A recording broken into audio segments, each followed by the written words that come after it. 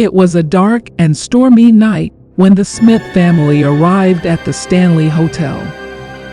They had heard all the stories about the hotel's haunted history, but they didn't believe in ghosts. They were excited to explore the historic hotel and enjoy a weekend away from the stresses of everyday life. As they checked in, the desk clerk warned them about room 217. "It's the most haunted room in the hotel," he said. "Guests have reported all kinds of strange happenings in that room." But the Smiths didn't pay much attention to the warning. They were just happy to have a room with a view of the mountains.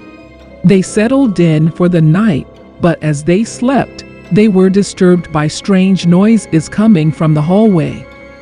It sounded like someone was dragging a heavy object across the carpet. The next morning, the Smiths complained to the front desk about the noise, but the clerk just shrugged it off. "It's an old hotel," he said. "Sometimes you hear strange noises." But the noises continued throughout their stay. They heard footsteps in the hallway, doors creaking open and shut, and strange whispers in the middle of the night. They even saw a figure in a long, white dress standing at the foot of their bed. The Smiths were terrified, but they didn't want to leave. They were determined to see if the stories about the haunted room were true. They set up a video camera and left it running while they slept. The next morning, they watched the footage in horror. The video showed a figure in a long, white dress standing at the foot of their bed, just as they had seen the night before. But there was something even more terrifying in the footage. As the figure moved across the room, the camera picked up a faint whisper. It sounded like a woman's voice, and the Smiths could just make out the words, "Get out." The Smiths packed their bags and left the hotel that day, never to return. They had experienced the horror of the Stanley Hotel's haunted history, and they would never forget it.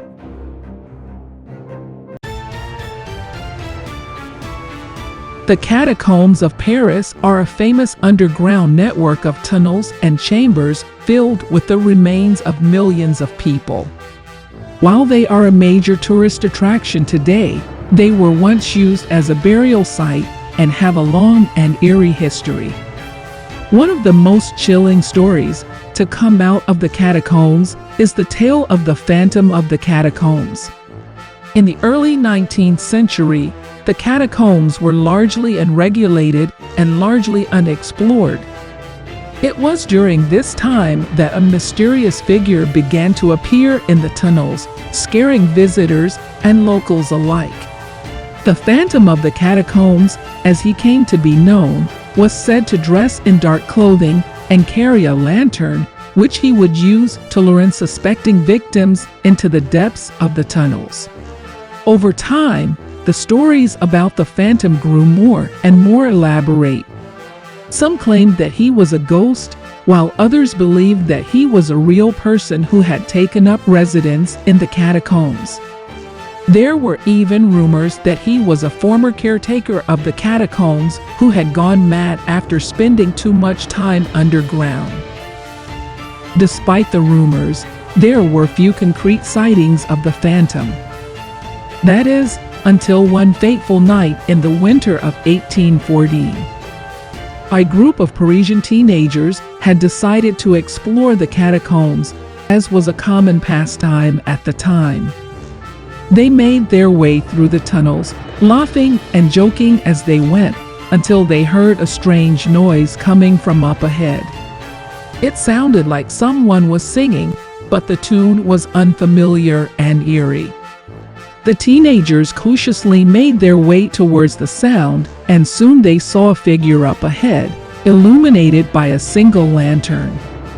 It was the Phantom of the Catacombs, and he was singing a haunting melody that sent shivers down their spines. The teenagers tried to run, but the Phantom was too quick for them. He chased them through the tunnels, his lantern casting eerie shadows on the walls. They could hear his laughter echoing through the tunnels as they ran, and they knew they were in grave danger. Finally, the teenagers emerged from the catacombs, panting and out of breath. They told their story to the authorities, but no one believed them. The phantom of the catacombs remained a mysterious and terrifying figure, lurking in the shadows of the tunnels. Years later, in 1897, a group of explorers made a shocking discovery in the catacombs. They found a hidden chamber deep in the tunnels, filled with human bones and a strange altar. It was clear that someone had been using the chamber for some kind of ritual, and the explorers speculated that it was the work of the phantom of the catacombs. To this day, no one knows for sure who or what the phantom of the catacombs was. Some believe that he was a real person, while others think that he was simply a legend born out of the eerie atmosphere of the catacombs.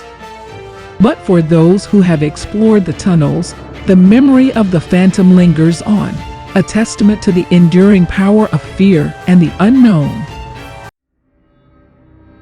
It was said that the spirits of those killed by the rifle Sarah Winchester's husband had invented had haunted her until the day she died. But what if those spirits had not left the Winchester Mystery House even after Sarah's death? One night, a group of friends decided to sneak into the infamous house.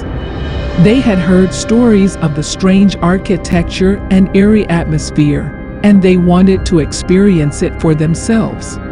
They snuck past the guards and made their way into the house, determined to explore every corner. At first, everything seemed normal. The house was filled with strange staircases that led nowhere, doors that opened onto walls, and rooms that seemed to have no purpose. But then they began to hear strange noises, footsteps, whispers, and the sound of a piano playing, even though they could see no one in the room. As they continued to explore, the group realized that they were not alone in the house. They saw shadows moving on the walls and heard faint screams and cries. They tried to leave, but the doors seemed to be locked from the outside. Panic set in as they realized they were trapped in the house with the vengeful spirits. Suddenly, they saw the ghosts of the victims of the Winchester rifle. They were pale and translucent, but their eyes burned with anger and hatred. They began to chase the group through the house, their ghostly forms moving faster than any living person could. The group ran through the maze-like hallways, trying to find a way out. But every door they opened led to another dead end. The ghosts were getting closer, and the group could feel their icy breath on their necks. Finally, they stumbled upon a hidden room. It was filled with old rifles and ammunition, and in the center of the room was a strange altar. The group realized that this was where Sarah Winchester had held her nightly seances, trying to communicate with the spirits of the dead. The ghosts closed in, trapping the group in the room. They raised their ghostly rifles, ready to exact their revenge on the living. But then, a strange light appeared in the center of the altar. The group realized that it was the spirit of Sarah Winchester herself, come to protect them from the vengeful ghosts. Sarah's spirit spoke to the ghosts, pleading with them to let the living go. The ghosts hesitated, unsure of what to do. But then Sarah promised to help them find peace. She promised to use her vast fortune to create a foundation that would aid the families of the victims of the Winchester rifle. The ghosts slowly lowered their rifles, their anger and hatred finally dissipating. They vanished into the ether, leaving the group alone in the room. As they made their way out of the house, they realized that they had witnessed something truly incredible. They had seen the power of forgiveness and redemption, even in the face of unimaginable horror. From that day forward, the Winchester Mystery House was said to be free of the vengeful spirits. Sarah Winchester's spirit was said to still be present in the house, watching over it and ensuring that no harm came to those who entered. And the foundation that she had created with her vast fortune continued to help the families of the victims of the Winchester rifle, a testament to the power of compassion and forgiveness. But for those who had witnessed the horror of the vengeful ghosts, the memory of that night would never fade away. It would remain with them forever, a reminder of the enduring power of guilt, fear, and the unknown.